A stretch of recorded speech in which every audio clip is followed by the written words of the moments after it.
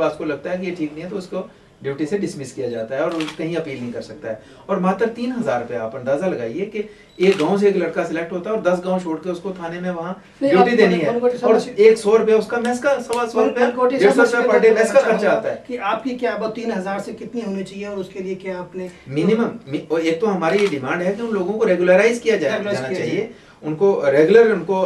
Constable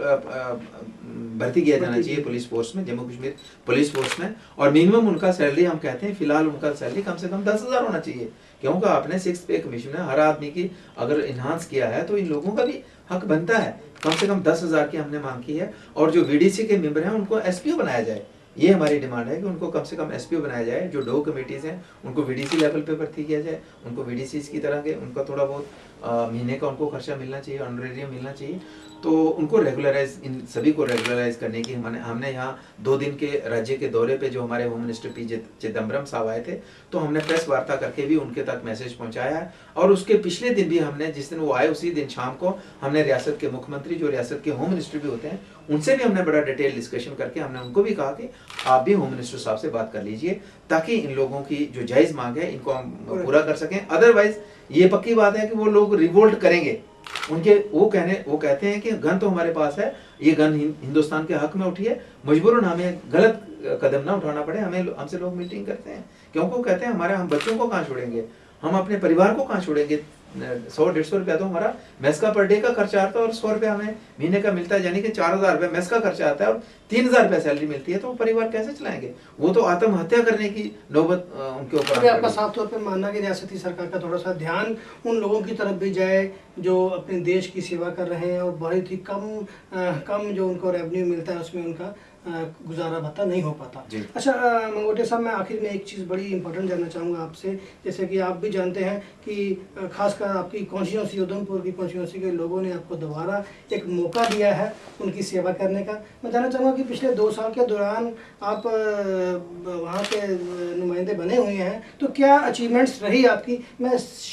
short में जानना चाहूँगा कौन कौन सी पिछले 2 साल के दौरान आपकी अचीवमेंट्स रही, और आने वाले समय में आप वहाँ के लोगों की डेवलपमेंट के लिए, वहाँ के लोगों के लिए क्या क्या करने वाले हैं लास्ट में? देखिए, वहाँ पे अचीवमेंट्स तो बहुत बड़ा कैलेंडर है, और इसको पढ़ने लगेंगे तो वक्त काफ़ी लगेगा, लेकिन मोटे तौर पे मैं कहना चाहूँगा, हमने सबसे बड़ा जो वहाँ पे एक अचीवमेंट हमारी है कि वहाँ हमने युवाओं के लिए एक इंटरनेशनल लेवल पे एक स्टेडियम को डेवलप करने का प्रोजेक्ट स्टार्ट किया है, जिसकी कीमत लगभग 20 करोड़ रुपये है, और उसका काम अभी पहले फेज में उसका काम चल रहा है। इसको मोहाली की तर्ज पे इसको जम्मू कश्मीर में सबसे बढ़िया स्टेडियम डेवलप किया जाएगा, ताकि युवाओं को जो गलत रास्ते पे चलते हैं, कम से कम उनको एक प्लेटफॉर्म मिल सके, और जो खासकर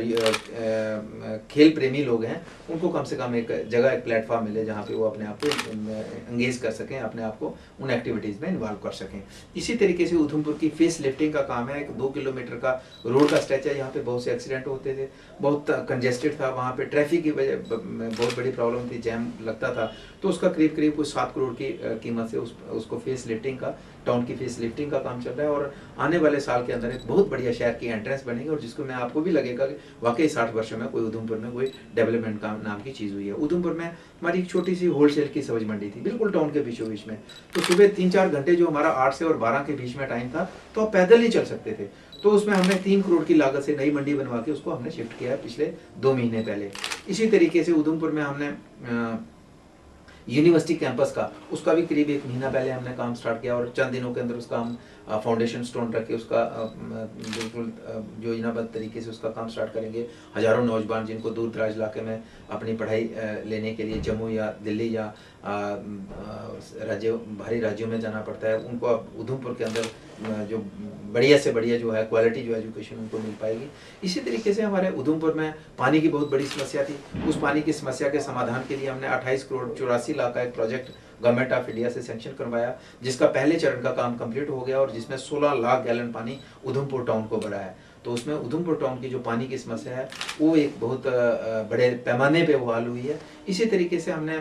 एजुकेशन सेक्टर में भी स्कूल की अपग्रेडेशन, बहुत से स्कूलों को अपग्रेड किया, नए स्कूल खोले हैं। हेल्थ सेक्टर में उधमपुर में ट्रामा लेवल 2 पे हमने उधमपुर का जो हॉस्पिटल था उसको अपग्रेड किया है, ट्रामा लेवल 2 पे उसको सेंक्शन करवाया है, जिसके लिए फंडिंग हुई है, उसका काम भी स्टार्ट हुआ है। सिटी स्कैन उधमपुर के, छोटी सी किसी को चोट लगती थी उसको जम्मू या पंजाब वगैरह जाना पड़ता था, उस सिटी स्कैन भी हम महीने 1.5 महीने के अंदर अंदर उधमपुर में सिटी स्कैन की मशीन लगा रहे हैं, जिसकी कीमत लगभग 1.25 करोड़ रुपया है। तो इसी तरीके से काफ़ी प्रोजेक्ट हैं जिस पे 2 सालों में काम हुआ है और जिसका लोगों को बेनिफिट। सब एक चीज़ जानना चाहूँगा, आपने बहुत सारी लिस्ट बताई, लेकिन आपको क्या लगता है कि कौन सी चीज़ अहम जो अचीवमेंट्स रही आपकी इसमें पिछले 2 साल के अंदर? सबसे ये सभी अहम है जो बताई, लेकिन मैं समझता हूँ कि जो हमारा स्टेडियम का है मुझे सबसे अहम है, इसलिए लगा कि हमारा हम तो एक उन नौजवानों को अट्रैक्ट भी कर पाएंगे कि जो लोग चाय की दुकान में शाम को अपना वक्त बर्बाद करते हैं या दूसरी एक्टिविटीज़ में अपने आप को इन्वॉल्व करते हैं, जब उनको इतने बड़े लेवल का, इतने बड़े पैमाने का एक इंटरनेशनल स्टेडियम मिलेगा तो मुझे लगता है उधमपुर के लोग ज़्यादा उस साइड जाएंगे और उससे एक तो फिजिकल मनकोटिया साहब, ये उधमपुर में आप स्टेडियम बना रहे हैं, इसका फ़ायदा कितने समय तक ये लोग उठा पाएंगे, कितना टाइम लगेगा? देखिए ये बहुत बड़ा प्रोजेक्ट है, इसमें वक्त तो लगेगा, लेकिन इसमें फेज वाइज इसका काम चल रहा है और पहले फेज का काम तो इसी साल कंप्लीट हो जाएगा, तो यानी कि इसमें एक्टिविटी हम पहले इसी साल से एक्टिविटी स्टार्ट हो जाएगी। अच्छा मनकोटिया साहब, अपना हम समय यहीं ख़त्म करेंगे। आपने बहुत सारे विचार हमसे किए। ये थे मनकोटिया साहब, एमएलए, सिटिंग एमएलए उधमपुर से, जिन्होंने अपने विचार रखे और अगले हफ्ते एक नए मुद्दे के साथ, नई शख्सियत के साथ मिलेंगे। तब तक के लिए इजाज़त दीजिए, नमस्कार।